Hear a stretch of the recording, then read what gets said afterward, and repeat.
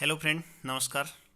Eminence class पर आप सभी लोगों का हार्दिक स्वागत और अभिनंदन है। मित्रों, आज मैं कुछ डेडिकेटेड पंक्तियाँ आप लोगों के लिए लेके आया हूँ। आज तुझ पर हंस रहे हैं जो, वही कल तेरा गुणगान करेंगे। करके दिखा दे कोई कमाल, तो तुझ पर अभिमान करेंगे।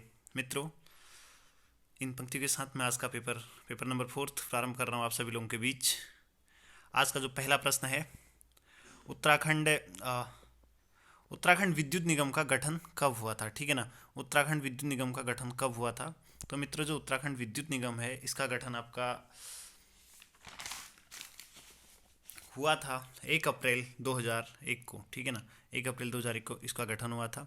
उसके बाद आइए दूसरे प्रश्न की ओर बढ़ते हैं। हमारा प्रश्न नंबर दूसरा है, अ, राज्य में नवीनीकरण ऊर्जा नीति की घोषणा कब की गई थी।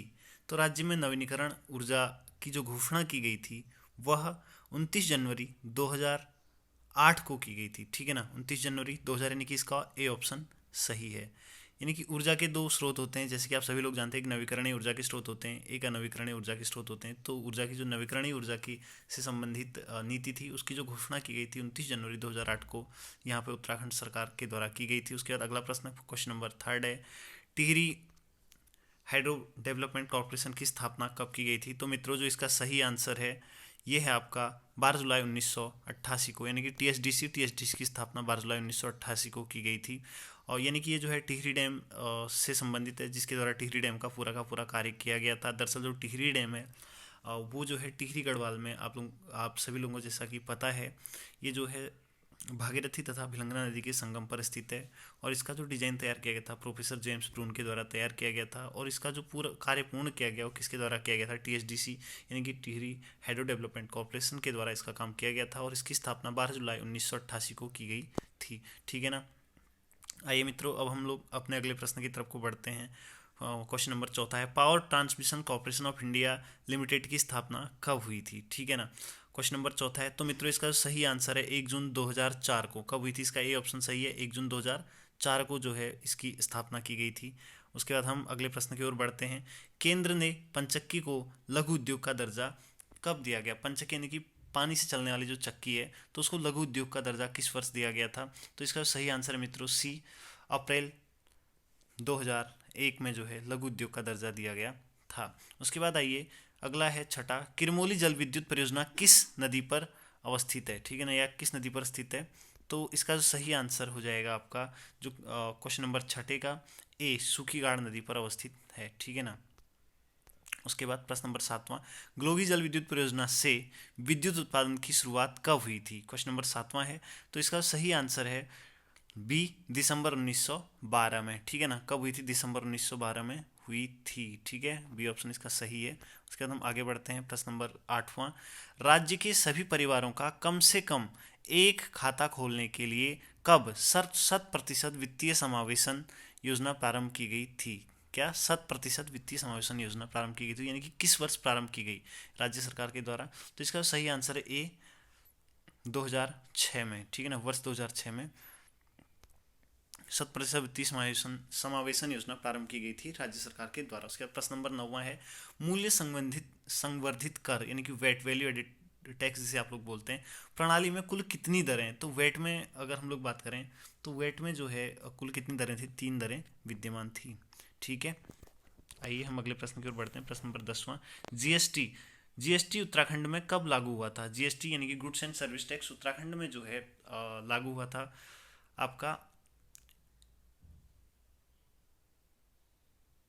हाँ सॉरी, क्वेश्चन नंबर 10 है 1 जुलाई 2017 को। ठीक है ना, 1 जुलाई 2017 को ये उत्तराखंड में जीएसटी लागू हुई थी। उसके बाद हम आते हैं क्वेश्चन नंबर 11वां, राज्य में सहकारी सहभागिता योजना किस वर्ष शुरू की गई थी या कब शुरू की गई थी। तो ये जो है 1 मई 2005 को प्रारंभ की गई थी। ठीक है, आइए उसके बाद अगले प्रश्न की ओर बढ़ते हैं। राज्य में वैट किस वर्ष लागू हुआ था। राज्य में वैट जो है 1 अप्रैल 2005 को लागू हुआ था। फिर अगला प्रश्न है हमारा प्रश्न नंबर 13वां, गढ़वाल क्षेत्र में मायके की याद में लड़कियों द्वारा गाए जाने वाला गीत कौन सा है। 13वां क्वेश्चन। तो इसका आंसर है सही आंसर है खुदेड़। ठीक है ना, खुदेड़ जो गीत है वो क्या है, जब लड़कियां जो है अपनी मायके की याद आती है तो इस अवसर पर गाते हैं। फिर जो विरुदावली यहाँ पर ऑप्शन है, विरुदावली की अगर हम बात करें तो यहाँ पे जो है जैसे विरुदावलियाँ जो है जो राजा महाराजा होते हैं उनके द्वारा जब शहीद हो जाते हैं तो उनके द्वारा युद्ध क्षेत्र में की गई जो प्रदर्शन होते हैं तो उन्हें याद करने के लिए विरुदावली गीत गाए जाते हैं। उसके बाद प्रश्न नंबर 14वां है, नृत्य करते समय गणपति की 8 भुजाओं युक्त नृत्य करते हुए गणपति यानी कि भगवान श्री गणेश की 8 भुजाओं से युक्त मूर्ति कहाँ से प्राप्त हुई है? ठीक है ना। तो 14वें प्रश्न का सही आंसर है जोशीमठ। जोशीमठ चमोली जनपद की एक तहसील है, वहां से प्राप्त होता है। उसके बाद हम आते हैं प्रश्न नंबर 15वां, सरव नृत्य की भांति पौड़ा नृत्य किस जनजाति में किया जाता है? तो पौड़ा नृत्य जो विशेष रूप से भोटिया जनजाति है उसमें किया जाता है। ठीक। उसके बाद आते हैं प्रश्न नंबर 16वां, जौनसारी जनजाति में हारुल नृत्य किस वाद्य यंत्र की धुन पर किया जाता है? ठीक है, कौन सी जनजाति? जौनसारी जनजाति। ठीक है ना। जौनसारी जनजाति में जो हारुल नृत्य होता है तो वो किस वाद्य यंत्र में किया जाता है? वो जो है रमतुला। तो इसका सही आंसर क्या हो जाएगा? रमतुला यानी कि ऑप्शन बी। उसके बाद हम आते हैं प्रश्न नंबर 17वें की अगर हम लोग बात करें तो मंडाण मंडाण नृत्य को किस अन्य नाम से भी जाना जाता है? कौन सा नृत्य? मंडाण नृत्य। किस नृत्य के नाम से जाना जाता है? तो इसका सही आंसर हो जाएगा केदार नृत्य। मंडाण को क्या कहा जाता है? केदार नृत्य भी कहा जाता है। उसके बाद प्रश्न नंबर 18, निम्नलिखित में से कौन सा एक चर्म वाद्य यंत्र है? चर्म वाद्य यंत्र का मतलब होता है कौन सा वाद्य यंत्र ऐसा है जो चमड़े से बना हुआ है? ठीक है ना। तो 18 क्वेश्चन का सही आंसर हो जाएगा ये साइया। साइया एक प्रकार का क्या है? वाद्य यंत्र है और यह जो है चमड़े से बना होता है। जैसे हुड़का, ढोल, दमाऊ इस टाइप के वो चमड़े से बने होते हैं, तो ठीक उसी प्रकार से। ठीक है ना। आइए फिर हम अगले प्रश्न की ओर बढ़ते हैं। मजीरा किस प्रकार का वाद्य यंत्र है? मजीरा किस प्रकार का वाद्य यंत्र? तो मजीरा जो है ये जो है धातु वाद्य यंत्र। किससे बना हुआ है? धातु से बना हुआ वाद्य यंत्र। चर्म वाद्य यंत्र का मतलब होता है चमड़े से बना हुआ वाद्य यंत्र। ठीक है। तो जो ये मजीरा है धातु से बना हुआ है। फिर आइए क्वेश्चन नंबर 20 में बढ़ते हैं। अमर शहीद श्रीदेव सुमन पर एक गढ़वाली फिल्म कब बनी थी? ठीक है ना। श्रीदेव सुमन, पहले हम जानते हैं थोड़ा सा श्रीदेव सुमन के बारे में। जैसे कि आप सभी लोग जानते होंगे जो श्रीदेव सुमन थे, ठीक है ना, इनका संबंध टिहरी रियासत से था और 1939 में जो है इनको जो है टिहरी राज्य प्रजामंडल की जब देहरादून में उसका गठन हुआ था उसके बाद उनकी बागडोर जो है श्रीदेव सुमन के हाथों में थी और इनके द्वारा जो है 84 दिन टिहरी राज्य के खिलाफ जो है या टिहरी रियासत के खिलाफ 84 दिन का आमरण अनशन किया था और 84 दिन के आमरण अनशन के पश्चात 25 जुलाई वर्ष 1944 को यहाँ जो श्रीदेव सुमन थे टिहरी के ही जेल में क्या हो गए थे? शहीद हो गए थे। तो भाई हाल ही में श्रीदेव सुमन पर एक गढ़वाली फिल्म बनी हुई थी, तो ये किस वर्ष बनी है आपसे पूछ रहे हैं, तो इसका सही आंसर है आंसर सी, 2007 में बनी हुई थी। उसके बाद आइए आगे बढ़ते हैं। क्वेश्चन नंबर 21, संगीता अग्रवाल को राष्ट्रीय जीवन रक्षक पुरस्कार कब प्राप्त हुआ? कौन सा पुरस्कार? जीवन रक्षक पुरस्कार। ठीक है ना। तो ये जो हुआ था वर्ष 2013 में संगीता अग्रवाल को राष्ट्रीय जीवन चक्र पुरस्कार प्राप्त हुआ था। ठीक है। फिर आगे बढ़ते हैं। दीप जोशी को रेमन मैग्सेसे पुरस्कार कब प्राप्त हुआ? तो दीप जोशी को जो रेमन मैग्सेसे पुरस्कार प्राप्त हुआ था वो जो है वर्ष 2009 में प्राप्त हुआ था। ठीक है ना। इस क्वेश्चन को थोड़ा सा एक बार देख लीजिएगा, थोड़ा सा इसमें कन्फ्यूजन हो। उसके बाद आगे बढ़ते हैं अगली स्लाइड की ओर। क्वेश्चन नंबर 23, प्रथम पद्म विभूषण घनानंद पांडे को 1969 में किस क्षेत्र में जो है पद्म विभूषण मिला हुआ था? तो उनको विज्ञान के क्षेत्र में पद्म विभूषण प्राप्त हुआ था। ठीक है। फिर आगे बढ़ते हैं क्वेश्चन नंबर 24, और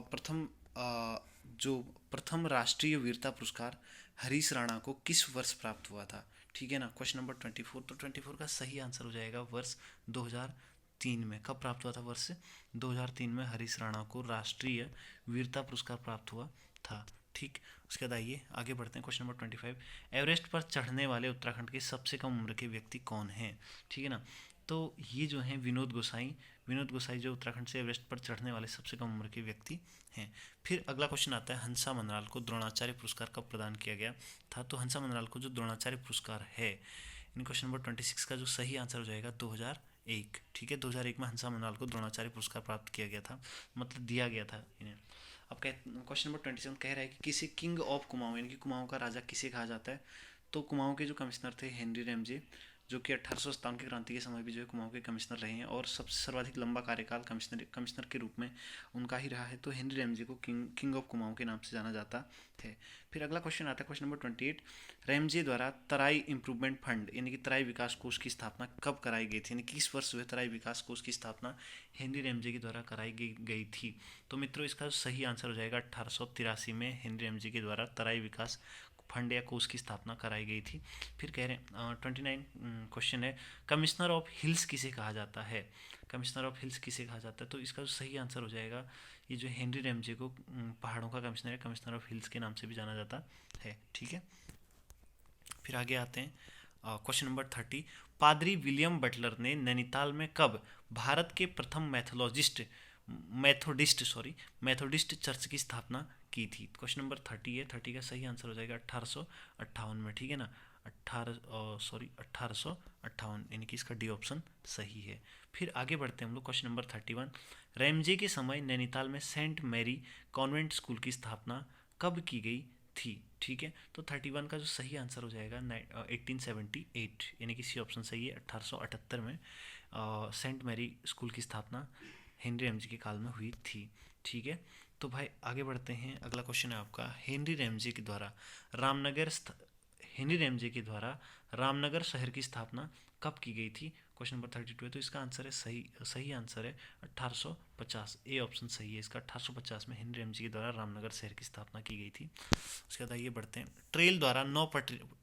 ट्रेल के द्वारा 9 पटवारियों के पद कब सृजित किए गए थे। ठीक है, तो 33 का जो सही आंसर हो जाएगा वो हो जाएगा 1819 में, 1890 में, माफ चाहता हूँ 1890 में जो विलियम ट्रेल थे उनके द्वारा कुमाऊं में जो है 9 पटवारियों के पद सृजित किए गए थे, और सबसे पहले पटवारी पद को सृजित भी जो है इन्हीं के द्वारा कराया गया था। ठीक, उसके बाद आइए बढ़ते हैं क्वेश्चन नंबर 34, ट्रेल ने कोर्ट फीस के रूप में स्टाम्प कब जारी किया था। 34 क्वेश्चन है, तो इसका सही आंसर हो जाएगा 1820 में। ठीक है ना, 1820 में कोर्ट फीस के रूप में स्टाम्प पत्र जारी किए गए थे, किसके द्वारा, विलियम ट्रेल के द्वारा।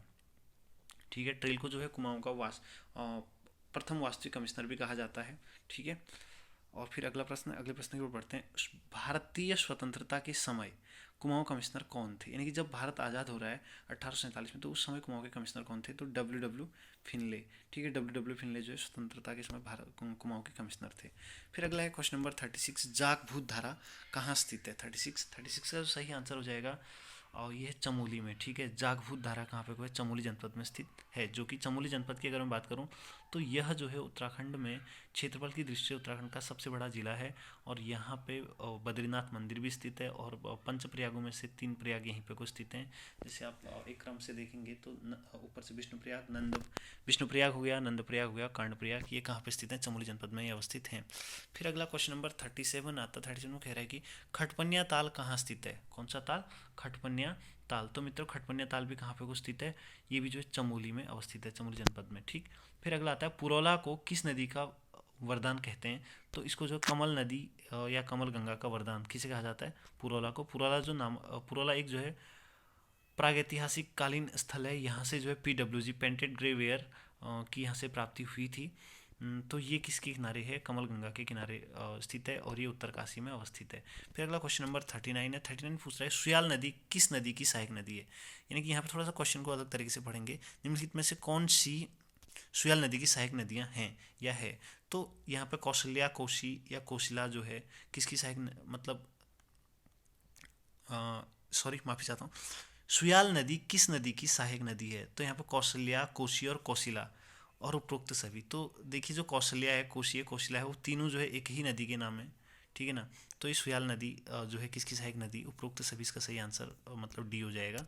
ठीक है ना, अब आगे बढ़ते हैं हम लोग। प्रश्न नंबर 40 है, भालू डैम, इसे हम लोग स्वर्णलता ताल के नाम से भी जानते हैं, जो कि एक कृत्रिम डैम है। तो ये डैम किस वर्ष बनाया गया था। ठीक है, तो जो स्वर्णलता डैम है वर्ष 1903 में बनाया गया था। ठीक है ना, वर्ष 1903 में बनाया गया था। उसके बाद हम लोग आगे बात करते हैं क्वेश्चन नंबर 41, कुमाऊं का सबसे ऊंचा जलप्रपात। ठीक है, कुमाऊं का सबसे ऊंचा, कहाँ का, कुमाऊं का सबसे ऊंचा जलप्रपात विर्थीफाल। ठीक है ना, विर्थीफाल है, और इसकी ऊंचाई कितनी है। तो जो विर्थीफाल है उसकी हाइट जो है 126 मीटर है, और जो बिरथीपाल है पिथौरागढ़ जनपद के, ठीक है, पिथौरागढ़ जनपद के मुंशियारी नामक तहसील में स्थित है। ठीक है, उसके बाद आते हैं हम लोग अगले प्रश्न की ओर बढ़ते हैं। यहाँ पर हमारा अगला प्रश्न है, मपोला व सोना ग्लेशियर कहाँ स्थित है? तो मपोला और सोना ग्लेशियर कहाँ पे को स्थित है? पिथौरागढ़ जनपद में अवस्थित हैं। और उसके बाद अगला, नंजे क्या है? नंजे जो है एक प्रकार की क्या है, नदी है। ठीक है ना, नंजे जो एक प्रकार की एक नदी है। उसके बाद हम आगे बढ़ते हैं, हरदेव कुंड कहाँ स्थित है? तो जो हरदेव कुंड है वह जो है धारचूला में अवस्थित है। कहाँ पे को? धारचूला में। ठीक है ना, ध्यान रखिएगा। तो मित्रों, आज का जो ये वीडियो है यहीं पे को ख़त्म होता है, और ये वीडियो आप लोगों को कैसा लगता है अवश्य बताइएगा, क्योंकि वीडियो में लंबी इसलिए नहीं बना रहा हूँ क्योंकि आप सब कोई देख नहीं रहे हैं उस चीज़ को, फ़ायदा ही क्या है। इसको मैं काफ़ी शॉर्ट बनाने के चक्कर में इसका मैं ज़्यादा एनालाइज भी नहीं कर रहा हूँ, पर डे 40-45 क्वेश्चन आपको करा रहा हूँ। तो हमारे जो ये क्वेश्चन नंबर 4 का पार्ट 1 है ये पूरा होता है। अब अगले वीडियो में हम क्वेश्चन पेपर नंबर 4 का पार्ट 2 में मिलेंगे। तो मित्रों, ये वीडियो कैसा लगा, और ये अवश्य ही हमें जो है कमेंट में बताइएगा। और इस वीडियो को देखने के लिए आप सभी लोगों का बहुत बहुत धन्यवाद। अपेक्षा करता हूँ कि आप सभी लोग इस वीडियो को पूरा देखेंगे और इसका पूर्ण लाभ उठाएंगे। तो मित्रों, बहुत बहुत धन्यवाद।